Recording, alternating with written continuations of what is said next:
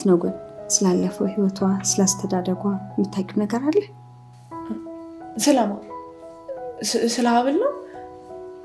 ያው ሰፈር ውስጥ ጭምትና ምስኪን ልጅ እንደነበረች ብቻ ነው የማውቀው። እና ቤተሰብ የላትም እያልሽ ነው? አንድ ያሳደገቻት ጨካኝ ሴት እንዳለች አውቃለሁ። ማለት ስለ አባቷና ስለ እናቷ ምንም የምታውቂው ነገር የለም ማለት? ሆስፒታል ተጥላን የተገኘችው ይህንን ደግሞ ሀብልም ታውቃለች። ይኸውልሽ መነን ሀብል ያመነችው አንቺ የነገርሻትን ብቻ ነው። ስለዚህ ሐኪም ቤት ተጥላ መገኘቷ ውሸት እንደሆነ ትነግረታለሽ ማለት ነው። ይቻላል፣ ግን ደግሞ የእስክንድር ልጅ እንደሆነች መናገር አልችልም። ማለቴ ለካስ እዝራ የእስክንድር ልጅ አይደለም። ይኸውልሽ መነን አንቺ ስለ ሰራተኛዋ ምንም ነገር አትናገርም። ሲጀመር እዛ ቤት መግባቷን እንኳን ምንም ነገር አታውቂም። እና ለሀብል ምን አይነት ታሪክ ነው ታዲያ የሚፈጥርላት? ይኸውልሽ እስክንድር ከዓመታት በፊት ከሰራተኛ ወልዶ የጣላት እንደሆነ ማስመሰል እንችላለን። ስለዚህ ያው ሀብል ድጋሜ ተጥላ እንደተገኘች እነግራታለሁ ማለት ነው። እንደው እውነት ነው ወይ? ተናገሪ። እውነት ነው? አልገባኝም። ቆይ ምን ሰምተህ ነው? የምርሽን ነው? አጸደ የተናገረችው ነገር እውነት ነው ወይ ያልኩሽ ነው። ጉር ነው። ገና በገባው በመጀመሪያ ጊዜ ድራማ ተጀመረ። ደህና አይደለም እንዴ? ወንድምነት እኔ ወንድምሽ አለ መቼም ልሆን አልችልም። ቆይ ግን አሁን በዚህ እውቀት መሀል ማን ነው ደግሞ ዜና አስቦ የሚሰጠኝ? የት አለ? ከኔ የተደበቀው የዲኤንኤ ውጤት የት አለ? ሜርሲ አንቺን እየጠበቅኩሽ ነው። ቆይ ስለምን ዲኤንኤ ነው የምታወራው? እኔ ስለሱ ምንም የማውቀው ነገር የለም እኮ።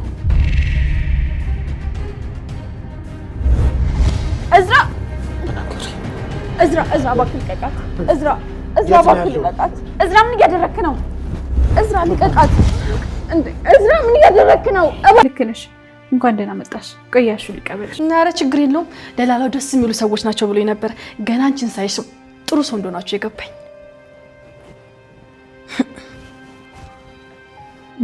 ትንሽ ፈጠንት ያለሽ ነው? አዎ ስራ ላይ ፈጥናለሁኝ። ደግሞ በጊዜ ደሞዝ የምትሰጡኝ እረፍት የሚባል አላውቅም። እኔ የምልሽ ደሞዜን ከወሩ መጨረሻ ነው የምትሰጡኝ ወይስ አሁን ነው የምትሰጡኝ? አልገባኝም። ደህና ነሽ ግን? ገና ከመግባትሽ እኮ ስለ ክፍያ እያወራሽ ነው። አዎ እኮ በኋላ ላይ ችግር እንዳይፈጠር እኮ ነገሩን ግልጽ እናድርገው።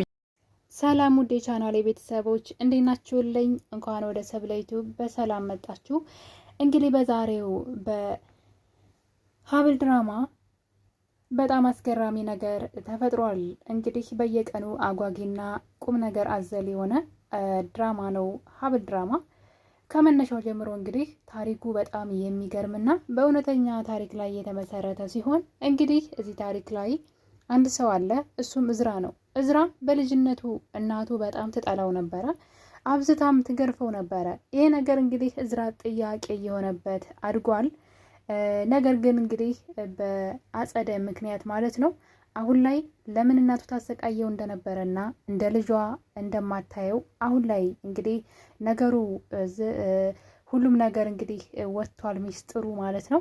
ለዘመናት ተደብቆት የነበረው እውነት እዝራ የዛ ቤተሰብ ልጅ አለመሆኑን አጸደ አብስረዋለች በዛሬው ክፍል ላይ። እንግዲህ አጸደ ለገንዘብ ብላ ምንም ነገር የምታደርገው አጸደ አሁን ላይ ትልቅ ቁማር እየተጫወተች ትገኛለች። ከወይዘሮ መነን ጋር ሆና የሀናን ንብረት ለመውሰድ እንግዲህ ኩኩሻን ልጅ አድርገው ሰጥተዋት ነበረ። ትንሽ ታሪኩ ዝብርቅርቅ ብሎ ይሄ ነገር እዝራና ሀብልንም ግራ ሲያጋባ ነበረ።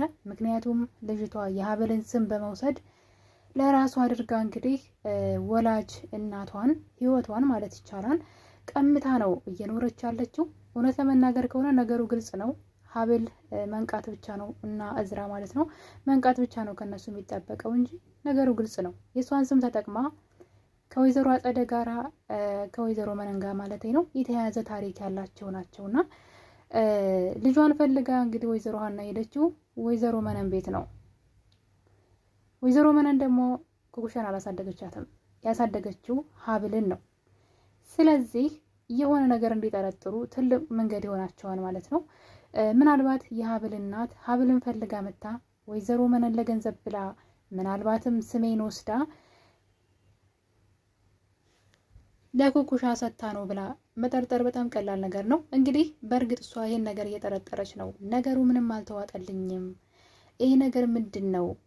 ወይዘሮ ሀና እናቴ ትመስለኛለች። በነገራችን ላይ በህልሟም እንግዲህ አይታ ስለነበረ እናቴ ትመስለኛለች፣ በህልሜ በተደጋጋሚ እያየሁሽ ነበር ሰሞኑን ብላታለች።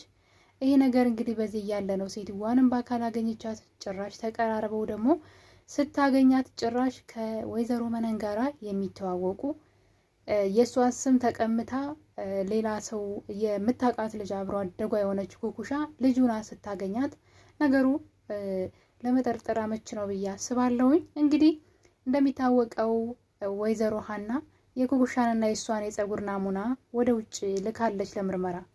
የሚያሳዝነው ነገር ግን በአጸደ ተንኮል እንግዲህ ይሄ ነገር ተበላሽቷል ማለት ነው። ምክንያቱም የህፃኗን ልጅ የራሷን የሀና ልጅ ፀጉር በኩኩሻ ፀጉር ቀይረውት፣ ስለዚህ እንግዲህ ውጭ ላይ ማንም ሰው ዲኤንኤኑን ሊቀይረው እንደማይችል 100% ሀናም ታምናለች። ውጤቱ ሲመጣ ትክክል ኩኩሻ የሷ ልጅ ሆና ነው የሚያሳየው።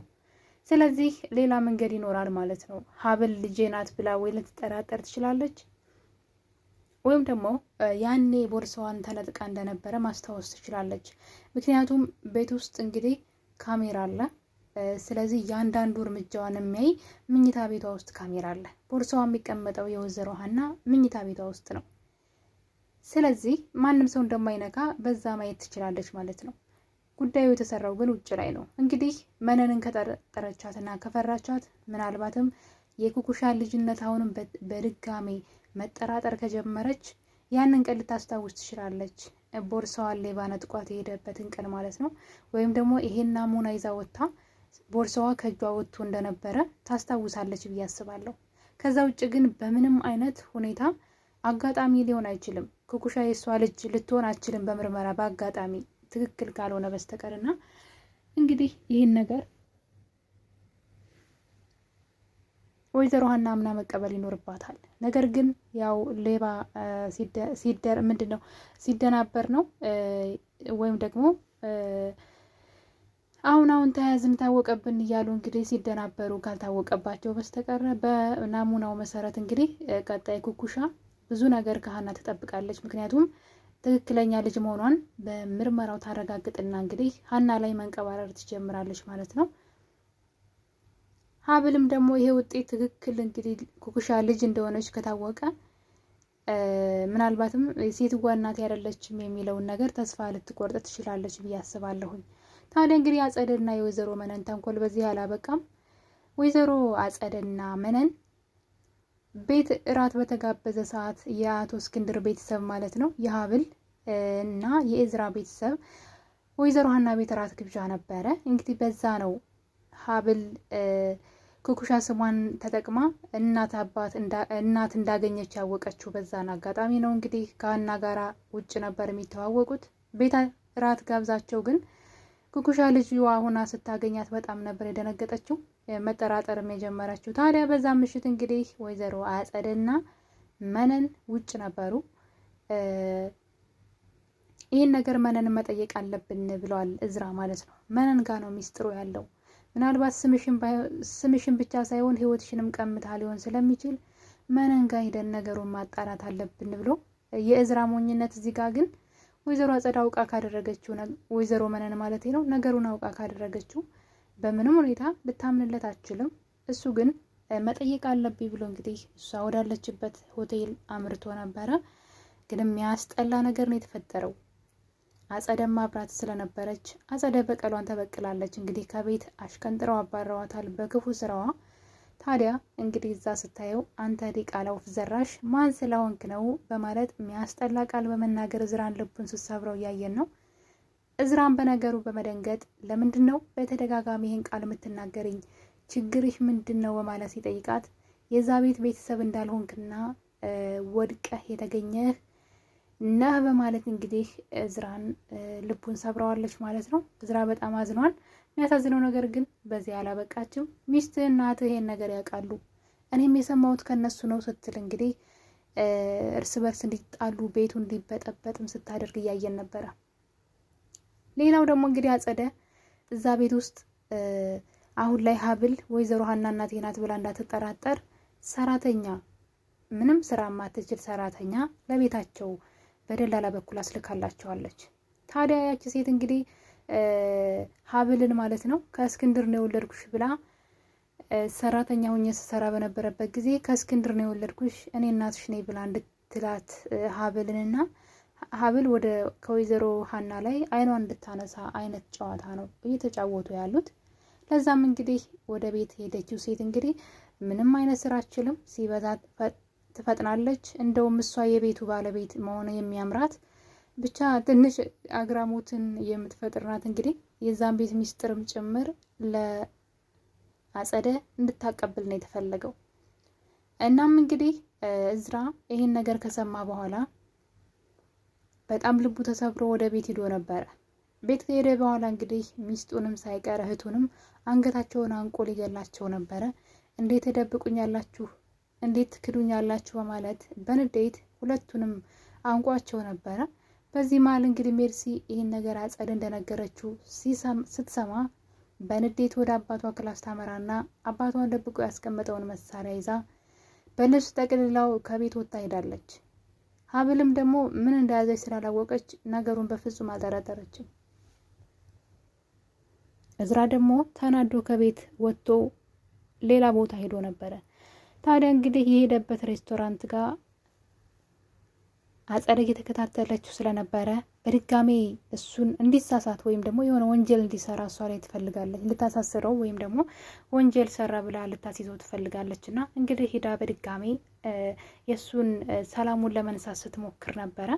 በዚህ አጋጣሚ እንግዲህ ድንገት ሜርሲ እዛ ቦታ ትደርሳለች ማለት ነው። እናም እንግዲህ መሳሪያውን የአባቷን ሽጉጥ ይዛ አቀባብላ ወደ እሷ ልተኩስ ስትል ወንድሟ እዝራ እንግዲህ እንዲመክን አድርጓል ማለት ነው። እህቱን በመያዝ ወደ ላይ እንዲተኩስ አድርጎታል። እንግዲህ ሜርሲ ብላት መታት ቢሆን ጥሩ ነበረ፣ እውነት ለመናገር ከሆነ ማለት ነው። በእርግጥ ሜርሲ እስር ቤት ትገባለች። በግራም ሆነ በቀኝ ሜርሲ እስር ቤት መግባቷ የማይቀር ነው። ምክንያቱም ሜርሲ ወንጀል ሰርታለች። በምን መልኩ ወንጀል እንደሰራች እርግጠኛ ባልሆንም እንኳን በእርግጥ ወይዘሮ አጸደ ናት እጇን እዛ ውስጥ እንድታስገባ ያደረገቻት በማታውቀው መልኩ ማለት ነው። ነገር ግን የማህደር ግድያ ውስጥ የሜርሲ እጅ እንዳለበት ግን ግልጽ ነው። ስለዚህ ይህ ነገር ምናልባት ሜርሲን በድጋሚ ወደ እስር ቤት ሊያስገባት ይችላል ብዬ አስባለሁ።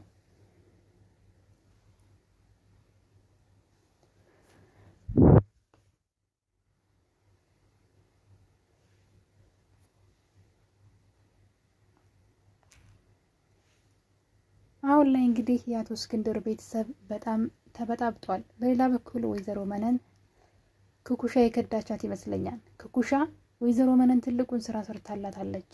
እሱም እንግዲህ የዲኤንኤን ውጤቱን አስቀይራላታለች። ከዚህ በኋላ እስከ መጨረሻው እናትየዋ እንዳትጠራጠራት አድርጋ ነው ውጤቱ የተቀየረው። ምንም ቢሆን ወይዘሮ ሀና ከዚህ በኋላ አትጠራጠርም።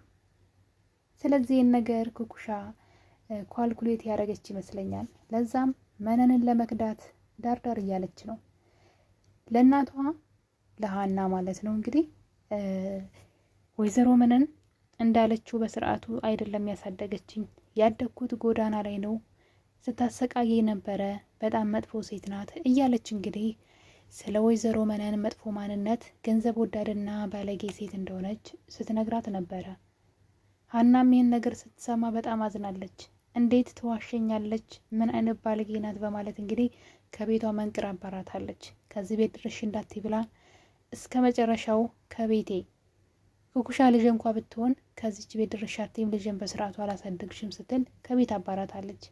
ይህ እቅድ እንግዲህ የኩኩሻ እቅድ ነው። በእርግጠኝነት ወይዘሮ መነን እየከዳቻት ይመስለኛል። ቀስ በቀስ ወይዘሮ መነን ከጨዋታ ውጭ ልታረጋት ትችላለች። ኩኩሻ በፊት ህሊናዋ በጣም ይወቅሳት ነበረ። የሰውን ህይወት ቀምቼ የአንዲት ምስኪን እህቴን ህይወት አልቀማም፣ ስሟን፣ ቤተሰቧን፣ እናቷን፣ እህቷን ህይወቷን ቀምቼ መኖር አልፈልግም እያለች ነበረ። ነገር ግን አሁን ላይ እንግዲህ እህት አገኘች፣ እናት አገኘች። ታዲያ ይህን የተድላ ኑሮ ትታ እውነትን መናገር ፈርታለች። ወይም ደግሞ ለሀብል ይቺ ሴት ትክክለኛ እናቷ የሀብል እንደሆነችና እሷ ደግሞ በወይዘሮ መነን ወጥመድ ውስጥ እንደገባች ልትነግራት ትፈልጋለች። ምክንያቱም ይሄ ህይወት ለሀብል ይገባታል የእሷ ቤተሰብ ናቸው ብላ ስለምታስብ። አሁን ግን በጣም ራስ ወዳድ እየሆነች ነው። እንግዲህ በፊት በጣም ትጠላው የነበረውን ነገር አሁን ላይ ግን እየተስማማትና እየለመደችው ጭራሽ ይሄን ህይወት ማጣት እንኳን እንደማትፈልግ እየተናገረች ነው። እንግዲህ ገንዘብ የማይቀይረው ነገር የለም። ምንም አይነት ሰው ብትሆኑ ገንዘብ ሲመጣ እንደዚህ ነው። እሷም እንደዚህ ነው የሆነችው። አሁን ላይ እንግዲህ እውነቱን አልናገርም፣ ይሄን ምቾት፣ ይሄን ቤተሰብ፣ እናት፣ የእናትን እቅፍ እህትን አግኝቼ በፍጹም ማሳለፍ ያልሰጥም እያለች ነው። በዛ ላይ ደግሞ ነገሮች ለሷ በጣም ተመቻችተውላታል።